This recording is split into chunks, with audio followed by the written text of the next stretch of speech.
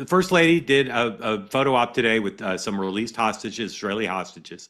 And then they took some questions, and she got a question about Ukrainian children, an issue she's worked on. She didn't answer that. But she got two other questions she didn't answer. And I was thinking about the First Ladies I've covered, Barbara Bush, Hillary Clinton, Laura Bush, uh, uh,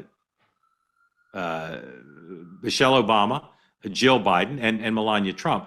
With the exception of Hillary, whose campaign Mayor de Blasio ran very successfully for Senate, I can't think of very many times any of those other first ladies got tough questions shouted at them. I'm sure it happened, but not very often. Now, this first lady takes fewer questions, I believe that's my sense, than some of the others. She does fewer interviews, fewer events where reporters can shout questions. But it's just kind of a thing. You don't usually shout rude questions, hard questions at first ladies. It just doesn't happen. Maybe I'll Google later or ask ChatGPT. Just doesn't happen very often. So the first lady exposed herself to questions, and she got two tough questions today. She got a question about Ghislaine Maxwell's prison treatment, her transfer to a cushier prison, and she got asked a question about the use of White House resources to promote a private film. Ladies and gentlemen, those are two highly legit questions for Caroline Leavitt. And maybe you would think in this world, they're legitimate questions for the First Lady. I'd like to think so. First ladies, they live by a double standard, regardless of party, right? They're out there driving message, benefiting from taxpayer largesse, having press events, but they're not subject to scrutiny and tough questions typically. It's an interesting thing. I hadn't thought about it till today, but like I said, with the exception of Hillary, who was treated so differently and got plenty of hard questions. I mean, can you imagine the other first ladies having a press conference like Hillary did about the government billing records in Whitewater? I mean, she sat there, the famous PIC press conference. None of the other first ladies, Barbara Bush, Laura Bush, Michelle Obama, nothing like this, okay? So I'll show them to you.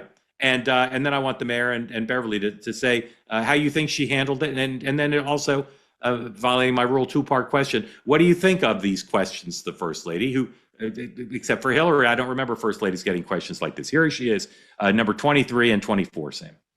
There's a call from any Epstein survivors to have Ghislaine Maxwell move to a high security. Thank you, press. Thank you, press. We are here celebrating the release and the life of those two incredible people, so let's honor that. Great. Thank you, everyone. That shouted question was about Maxwell. Go ahead. To use an official White House event to promote your documentary. This is not promotion. We are here celebrating the release of the hostages of Aviva and Keith. They were in Washington, D.C. They called me. They said they would like to come over to thank me and to give hugs, and that's why we are here. It has nothing to do with promotion.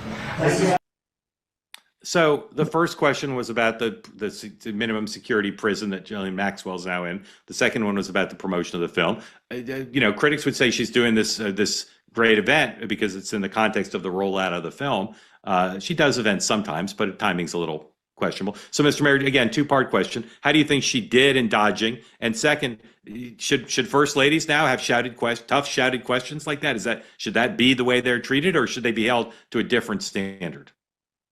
It's kind of arcane how we approach this because, there's a sexism and a traditionalism that doesn't make sense. In the real world, we all know most first ladies are also very close advisors to their husbands and vice versa, when the gender roles are switched. So they are inherently political actors.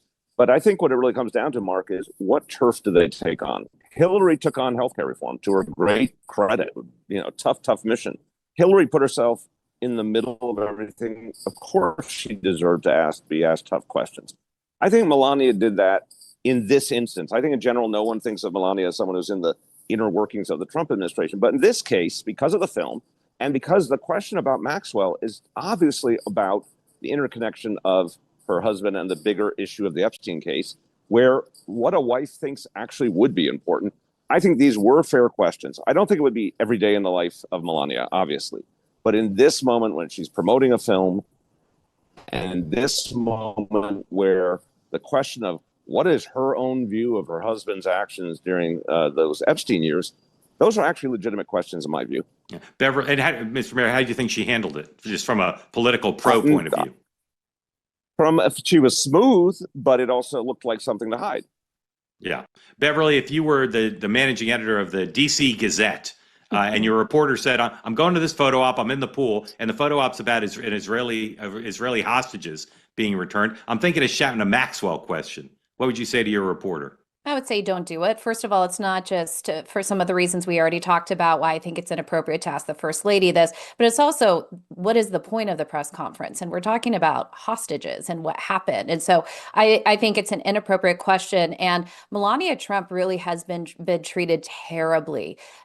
Trump's entire first term and also in this term as well. I would say if you want a good case study in media bias, look at how she's been treated, even versus Jill Biden. So take the most recent First Lady prior to her. 100%. Even how even the political side aside, Vogue magazine, the magazine spreads, and here you have Melania, who was a supermodel, and she's not on Vogue, and they want to say Joe Biden is. I just think Melania is a perfect case study in the bias of the media. I think she handled it well, which is just to take it back to the focus of the press conference. Yeah, I agree. I agree with you. I don't read the chat, but I glance at it. Laura Bush actually got pretty good press coverage, I have to say. Somebody put in the chat, Republican first ladies never do. Laura Bush did, and I'll say deservedly so. She's a wonderful person. I think she handled herself in office really well. I remember when the mayor was in office, the first lady of New York, at least the New York Post, asked her some pretty tough questions. So first ladies do get tough questions, and I agree with you. It's a little bit sexist. It's a little bit anachronistic. But I would like it applied consistently. If they're going to shout questions like that at Melania Trump, I hope AOC's husband gets shouted very hard political questions too in a couple of years. Say you're in the airport in Dallas Fort Worth, and you're thinking, I got to buy Valentine's Day presents. What am I going to buy? Well, what you're going to do, you're going to go to Cozy Earth. CozyEarth.com is making available to you a special offer now. Buy one, get one free on their famed, celebrated bamboo pajama set. You get two for the price of one. And if you've not bought anything from Cozy Earth, it's a great opportunity to figure out what is all the fuss about. Why do people come on here and salivate over their bubble cuddle blankets? Sometimes literally, it's a little gross.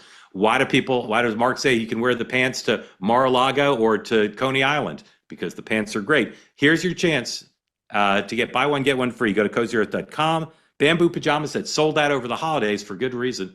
They're hard to come by. They're like a 1961 Mickey Mantle baseball card. You just don't see them every day. Go to CozyEarth.com. Use the promo code two-way BOGO. Buy one, get one. CozyEarth.com, two-way BOGO to get two pairs of pajamas for the price of one. And you will thank me.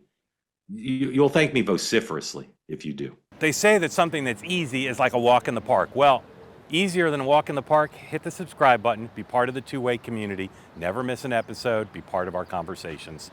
Thank you for your service to America. And don't forget, you can now listen to the morning meeting and two-way tonight on Apple, Spotify, or wherever you get your podcasts.